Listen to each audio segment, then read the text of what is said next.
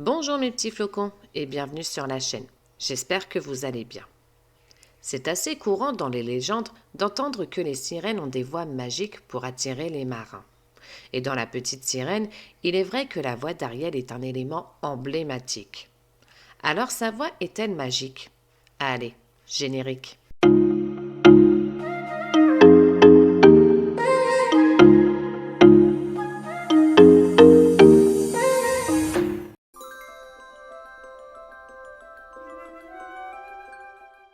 La Petite Sirène est sortie en 1989. Il s'inspire de l'histoire du livre d'Andersen. Le film raconte l'histoire d'Ariel, une sirène qui tombe amoureuse d'un humain. Son rêve, pour le coup, est de devenir humaine elle aussi afin de vivre avec Eric. Elle va donc passer un contrat avec Ursula, alors considérée comme la sorcière des mers, pour devenir humaine. Revenons maintenant sur le passage concernant le sujet de la vidéo, sa voix. Une nuit, Ariel, Polochon et Sébastien vont à la surface admirer un bateau qui passe, quand soudain, une tempête provoque le naufrage du bateau et Ariel sauve Eric. Ariel chante pour lui, mais part avant qu'il ne reprenne connaissance pour éviter d'être découverte. Triton apprend son amour pour Eric. Fou de colère, il découvre la grotte d'Ariel et détruit toute sa collection. Après le départ de Triton, Flotsam et Jetsam convainquent Ariel de rendre visite à Ursula, la sorcière des mers. Ursula passe un marché avec Ariel pour lui donner une forme humaine pendant 3 jours en échange de sa voix qu'elle conserve dans un coquillage. Si Ariel parvient à embrasser le prince, elle restera humaine. Dans le cas contraire, elle devrait redevenir une sirène et appartenir à Ursula. Ariel accepte et devient humaine, emmenée à la surface par Polochon et Sébastien. Eric trouve Ariel, alors muette, sur la plage et l'emmène dans son château, inconscient qu'elle est celle qu'il recherche. Ariel et Eric passent du temps ensemble et manquent de s'embrasser à la fin du 2e jour, avant d'être renversés par Flotsam et Jetsam.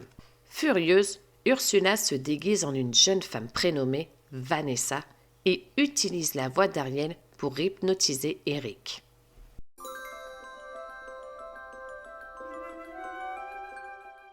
Faisons un peu d'histoire et parlons de ce qui aura probablement inspiré le conte d'Andersen sur les sirènes et plus particulièrement les sirènes nordiques. Les sirènes nordiques étaient autrefois des créatures aquatiques, mi-humaines, mi-poissons. La sirène est associée depuis des siècles au danger de la mer. Contrairement à la sirène grecque qui est mi-femme, mi-oiseau, la sirène scandinave possède des attributs féminins jusqu'à la taille, son corps étant recouvert d'écailles avec une queue de poisson. La sirène nordique est considérée comme une créature marine qui suit les bateaux dans le but de porter malchance aux marins. Leur objectif est de capturer, séduire ou noyer les marins, contrairement aux sirènes grecques qui les ensorcellent par leur chant mélodieux. Autrefois craintes, elles sont aujourd'hui vues différemment, notamment grâce au conte d'Andersen qui en a fait une créature en quête d'amour, mais surtout à Disney qui en a fait une histoire des plus romantiques. Oui, là c'est la fan qui parle.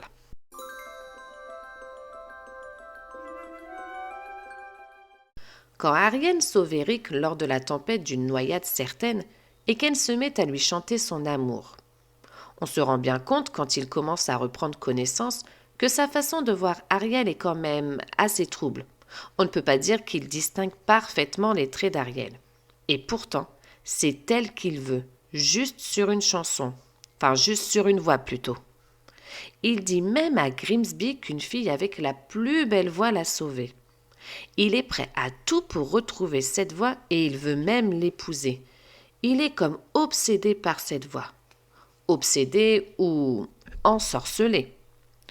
Peut-on se dire qu'Ariel aurait involontairement ensorcelé Eric avec le pouvoir de sa voix? Ce simple mot obsession devient de plus en plus convaincant à mesure que le film se continue, lorsque Vanessa entreprend d'hypnotiser Eric avec la voix d'Ariel qu'elle enferme dans son coquillage. Cette réaction ne serait-elle pas un clin d'œil sur ce que représente la voix des sirènes dans les mythologies?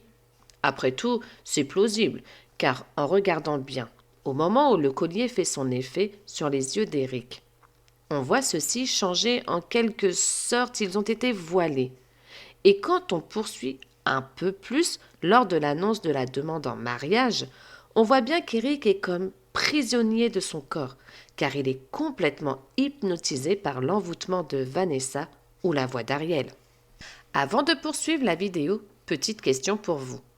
Pensez-vous qu'Ariel ait conscience que sa voix pourrait effectivement être un don magique? Et surtout, on n'oublie pas de liker et de s'abonner.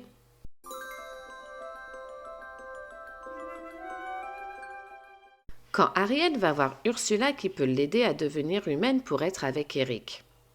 Ursula ne lui demande qu'une seule chose en échange, sa voix. Lorsqu'Ariel signe le contrat et donne sa voix à Ursula, celle-ci la capture dans son collier qui possède quelques pouvoirs magiques. Mais pourquoi Ursula est si déterminée à lui prendre sa voix avant qu'elle ne devienne humaine? Peut-être parce qu'elle pense ou savait qu'Ariel possédait ce pouvoir, et peut-être un pouvoir tant recherché pour une sorcière des mers. Après tout, 2 pouvoirs valent mieux qu'un. Et elle savait que sans ce pouvoir, Ariel ne pourrait pas attirer le prince Eric, ce qui mettrait le contrat d'Ariel en faute, car elle ne l'aurait pas rempli. Tout ceci était calculé par Ursula, qui suivait Ariel, probablement, depuis sa naissance pour pouvoir attirer Triton dans ses filets et obtenir ainsi le trident et la couronne. Effectivement, tout ceci était calculé, à part peut-être l'attirance que dégage Ariel. Et oui, Ariel, et on en reparle après, arrive à faire en sorte qu'Eric la découvre sans sa voix, et de ce fait Ursula, qui la regarde d'en bas, voit cela d'un très mauvais œil. Et c'est ainsi que va apparaître Vanessa. Vanessa va contrôler l'esprit d'Eric grâce au pouvoir de la voix d'Ariel, mais grâce aussi au pouvoir du coquillage qu'elle porte bien évidemment autour de son cou. Elle va ainsi envoûter Eric suffisamment longtemps pour pouvoir s'emparer de la vie d'Ariel.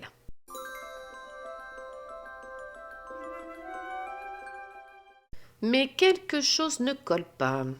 S'il est vrai que le prince Eric est tombé sous le charme de la voix d'Ariel quand celle-ci l'a sauvé de la noyade, malgré tout, quand Ariel devient humaine avec le sort d'Ursula, eh bien Ariel est devenue instantanément muette. Elle a dû faire sans sa voix pour conquérir le cœur du prince Eric, ce qu'elle arrive parfaitement à faire avec son côté un peu gauche et surtout sa joie d'être humaine à ce moment-là. D'ailleurs, on le voit bien dans le film, lorsqu'Eric est en haut d'un balcon et qu'il joue la chanson d'Ariel. Eh bien, Grimsby arrive à lui faire comprendre qu'Ariel, elle, est bien là. Et il commence à aller la voir, quand soudain, Vanessa arrive. Donc, on peut en conclure que certes, la voix d'Ariel est très envoûtante, sans pour autant être hypnotisante. Mais avec de la sorcellerie d'Ursula, elle devient hypnotisante. Voilà mes petits flocons sur ce qu'on pouvait dire sur la voix d'Ariel. Je vous laisse me dire en commentaire votre opinion sur ce sujet. Et sur ce, je vous souhaite une bonne journée, je vous fais des bisous et je vous dis ciao!